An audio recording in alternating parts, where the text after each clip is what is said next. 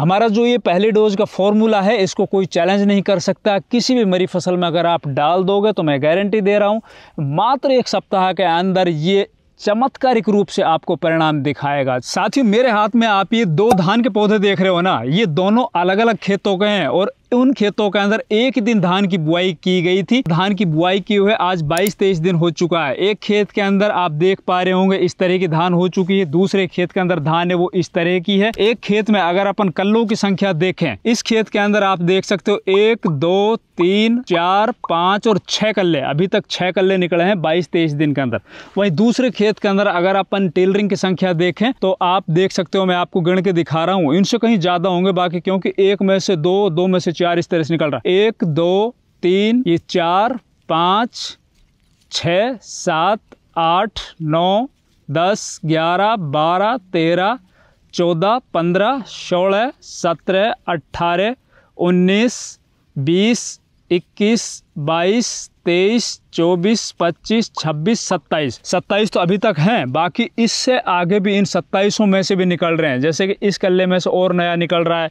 नीचे अगर अपन देखें तो नई नई जड़ें, इसके अंदर व्हाइट रूट्स है ना, वो निकल रही हैं और कल्लों की संख्या अब लगातार बढ़ती जा रही है। धान फसल की पैदावार 3-4 बातों के ऊपर निर्भर करती है। एक तो जब आपने खेत की तैयारी की उस टाइम पर आपने कौन कौन से खाद डाले थे। दूसरा, आपकी जब फसल लगभग 10-12 दिन की हुई थी उस टाइम के ऊपर आपने अपने खेत के अंदर यूरिया की पहले डोज दी थी या नहीं दी थी। इसके बाद जैसे हमारी फसल लगभग 18 से 20-21 दिन की अवस्था के अंदर आती है तो उस टाइम के ऊपर आपने जो पहली डोज दी जाती है वो डोज आपने कौन कौन सी दी थी। अभी तक आपने जो भी खाद डाले थे 20-21 दिन तक ठीक है भैया, लेकिन जब हमारी धान की फसल 20-21 दिन की अवस्था के अंदर आती है तो उस टाइम के ऊपर उसके अंदर से निकलने वाले टिलर्स की संख्या है ना वो बढ़ रही होती है। एक टिलर से 2, 2 से 4, 4 से 6 और साथ ही उनके नीचे जो व्हाइट रूट्स हैं उनकी जड़ें हैं ना वो नीचे तेजी से फैल रही होती है। अगर उस टाइम के ऊपर आपके खेत के अंदर पड़े हुए पोषक तत्व पर्याप्त मात्रा में मिल जाते हैं तो पौधा है वो हेल्दी, गबरू, तंदुरुस्त और ज़्यादा से ज़्यादा कल्लों की तरफ चलेगा। अगर उस स्थिति के अंदर आपके खेत के अंदर किसी भी तरह की कोई भी पोषक तत्व की डेफिशिएंसी आ जाती है, आपने कोई भी लापरवाही वश या फिर आपको उस टाइम के ऊपर कुछ ऐसे पोषक तत्व जो आवश्यक होते हैं वो मिले नहीं, या फिर आप अपनी फसल को पहचान नहीं पाए, आपने देखा मेरी फसल के अंदर तो पीलापन है, पीलापन किसी दूसरी वजह से आप डाल रहे हो दूसरे तरीके के खाद जिनका कोई महत्व नहीं होता, जिनकी कोई जरूरत नहीं होती, क्योंकि उनकी डेफिशिएंसी तो आपकी फसल के अंदर है ही नहीं। तो उस स्थिति के अंदर क्या होगा कि आपकी फसल है ना वो इस तरह की पीली पड़ जाएगी। फिर आगे चलकर इसके अंदर आपको बहुत ज्यादा जोर आजमाइश करनी पड़ेगी, बहुत ज्यादा खाद देने पड़ेंगे, तब जाके कहीं एक औसत उत्पादन आपको मिल पाएगा। तो दोस्तों, आज मैं आपको इस वीडियो के माध्यम से बताऊंगा धान फसल जब हमारी 20-21 दिन की अवस्था में होती है उससे लेकर और 40 दिन के बीच में हमें अपने खेत के अंदर कौन कौन से खाद उर्वरक देने चाहिए, कौन कौन से माइक्रो न्यूट्रिएंट देने चाहिए, कौन सी वो ताकतवर डोज बना के डालनी चाहिए, विशेषकर हमारी फसल जब 20-21 या 25 दिन की अवस्था के अंदर हो। तो नमस्कार, मैं इंद्रपाल यादव, आप देख रहे हैं देश का सबसे विश्वसनीय फार्मिंग यूट्यूब चैनल देश की जान हमारी किसान।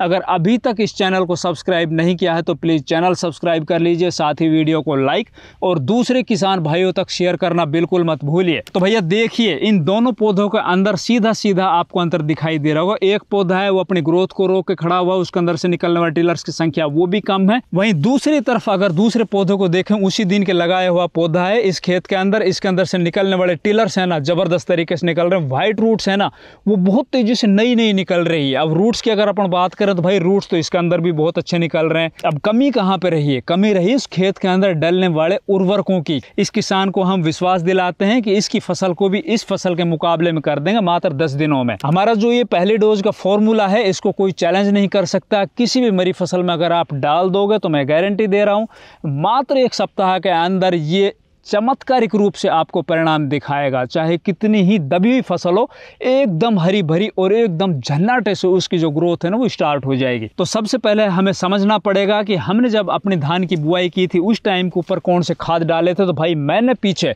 वीडियो के माध्यम से भी आप लोगों से बताया था कि फॉस्फोरस, पोटास ऐसे 2 खाद जिनकी पूरी मात्रा हमें खेत की तैयारी करते वक्त डाल देनी चाहिए। बहुत से किसान हैं वो 20-25 दिन पे, 30 दिन पे, 35 दिन, 40 दिन के ऊपर भी DAP जैसे खाद डाल रहे होते हैं, तो भाई उनके रिजल्ट आपको मात्र 20-25% दिखाई देंगे, और वो भी उसके अंदर पाए जाने वाले जो नाइट्रोजन है ना, उसका आपको रिजल्ट दिखाई देगा। आप समझोगे इसके रिजल्ट हमें मिल गए, क्योंकि DAP हुआ या फिर कोई भी फॉस्फोरिक खाद, विशेषकर DAP और सिंगल सुपर फास्फेट खाद जैसे आप अपने खेतों के अंदर डालते हो, तो इनके जो दाने हैं ना वो एक जगह पड़ते हैं।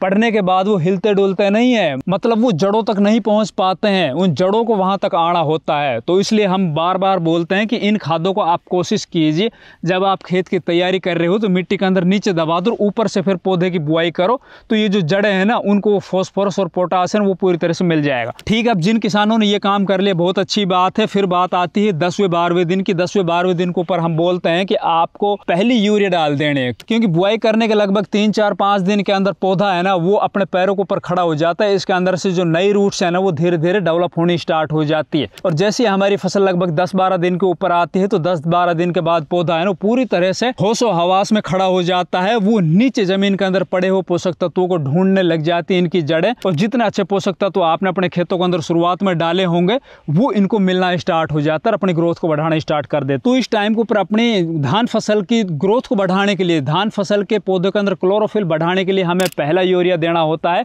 उसकी जो मात्रा है वो आप 10-15 किलो, 20 किलो, 25 किलो पर एकड़ के हिसाब से रख सकते हो।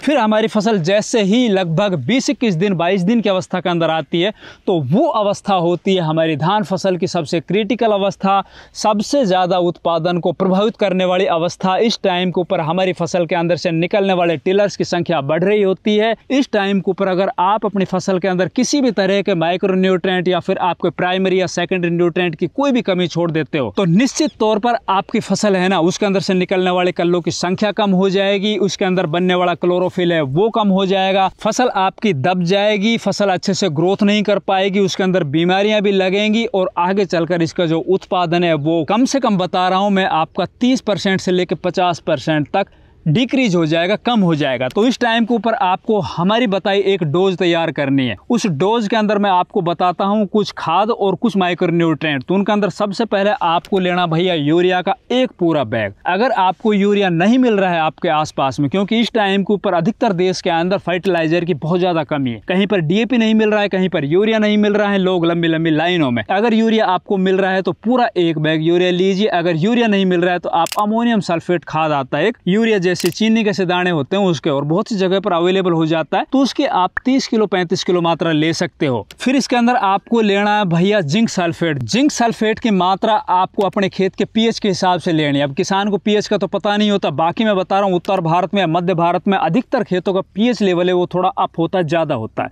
तो आपको कम से कम 1 एकड़ जमीन में 7 से 8 किलो 33% वाला जिंक लेना है, या फिर आप 21% वाला जिंक लेने जा रहे हो तो आपको कम से कम 10 से 12 किलो जिंक 1 एकड़ जमीन में लेना। और विशेषकर ऐसे खेत जिनके अंदर बहुत ज्यादा पीलापन दिखाई दे रहा है, उन खेतों के अंदर तो आपको जरूर लगभग 12 किलो जिंक है ना 21% वाला, या फिर 8 किलो 21% वाला है ना, ये तो लेना ही लेना, इसके अंदर आपको कोताही नहीं बरतनी। फिर बात आती दूसरी माइक्रोन्यूट्रिएंट की, जो इसके अंदर क्लोरोफिल बढ़ाएगा, इसके ओवरऑल ग्रोथ को तेज करेगा, तो आपको मैग्नीशियम सल्फेट। मैग्नीशियम सल्फेट की भी डोज आपको लगभग बता रहा हूं भाई मैं 1 एकड़ जमीन के अंदर 7 किलो तो कम से कम आप रखिए। मैग्नीशियम सल्फेट के अंदर इतनी ताकत होती है कि पौधे के अंदर 5 दिन में उसके क्लोरोफिल को वो बढ़ा सकता है। और जिंक के साथ अगर आप मैग्नीशियम सल्फेट भी दे रहे हो, यूरिया भी दे रहे हो नाइट्रोजन के रूप में, तो इनका जो कॉम्बिनेशन है ना बहुत ही गजब बन जाता है। साथ ही ऐसे खेत जिनके अंदर पीलापन आपको दिखाई दे रहा, पीलापन भी 2 तरह का होता है, एक तो पीलापन होता है एकदम पीला, उसके अंदर जिंक सल्फेट की और मैग्नीशियम सल्फेट की डेफिशिएंसी होगी। और जिन खेतों के अंदर पीलापन के साथ साथ ऊपर की पत्तियां सफेद होती हुई दिखाई देती है, तो उन खेतों के अंदर लोहे की कमी है, तो उसके अंदर आपको लेना है फेरस सल्फेट लगभग 5 से 6 किलो, इनको ले लीजिए। अगर आप 21% वाली जिंक ले रहे हो तो इसके अंदर आपको 3 किलो लगभग 3 किलो 80% वाली सल्फर भी लेनी है, क्योंकि यूरिया या अमोनियम सल्फेट के अंदर हम ये zinc sulphate, magnesium sulphate sulphate और ये फेरस सल्फेट मिलाएंगे तो वो पानी बन जाएगा। पानी बनेगा तो किसान है वो जल्दी से अपने खेत के अंदर उसको फैला नहीं पाएगा। तो इसके अंदर अगर आप 3 किलो 80% वाला सल्फर मिला लेते हो तो उससे क्या होगा भैया, जो आपका पानी बन रहा है ना खाद के अंदर, वो पानी नहीं बनेगा, फिर आराम से आप पूरे खेत के अंदर आप फैला सकते हो। दूसरी तरफ जो ये सल्फर 80% वाले इस टाइम के ऊपर मैं इसलिए बता रहा हूँ कि एक तो आपके खेत के अंदर सल्फर की कमी है वो पूरी हो जाएगी, सल्फर से आपकी फसल के अंदर क्लोरोफिल की मात्रा बढ़ेगी। वहीं दूसरी तरफ ये जो सल्फर है ना, हो सकता है आपकी जड़ों के अंदर फंगस जनित बीमारियां हो, आपको पता भी ना हो, हमारे खेत के अंदर नीचे नीचे फंगस लगी हुई हो, तो उस फंगस को भी कहीं ना कहीं कंट्रोल करने का काम करेगा 80% वाली जो सल्फर आती है जो पाउडर फॉर्म में वो। और इन्हीं के अंदर आप कोशिश कीजिए या तो फर्टेरा 3 किलो या फिर इसके अंदर आप क्लोरोपाइरिफॉस 1 लीटर आप ले सकते हो, इसके अंदर मिलाइए, पूरे खेत के अंदर आप ब्रॉडकास्टिंग कर दीजिए। ब्रॉडकास्टिंग करने के बाद आप देखोगे लगभग तीसरे दिन से आपके फसल का जो कलर है वो धीरे धीरे हरा होना स्टार्ट हो जाएगा। अगर आपके खेत के अंदर आपने पहले से कोई यूरिया नहीं डाला, आप अभी 18 से 20, 22, 25 दिन के बीच में पहला यूरिया दे रहे हो, आप पहले डोज के अंदर पहला नाइट्रोजन दे रहे हो, तो जो हमने 1 बैग नाइट्रोजन यूरिया का बताया ना आप लोगों को, तो वो तो आपने डालना ही डालना है। फिर अगले लगभग 10-12 दिन के बाद आपको फिर दोबारा से इसके अंदर लगभग 30 किलो यूरिया दोबारा से अपने खेत के अंदर डाल देना है। यूरिया में इतना ज़्यादा दोबारा से क्यों बता रहा हूँ, एक तो हमने भाई 20 दिन पर डाला, फिर दोबारा हम 32-33 दिन या 30-32 दिन के ऊपर डाल रहे हैं 10-12 दिन के गैप के बाद।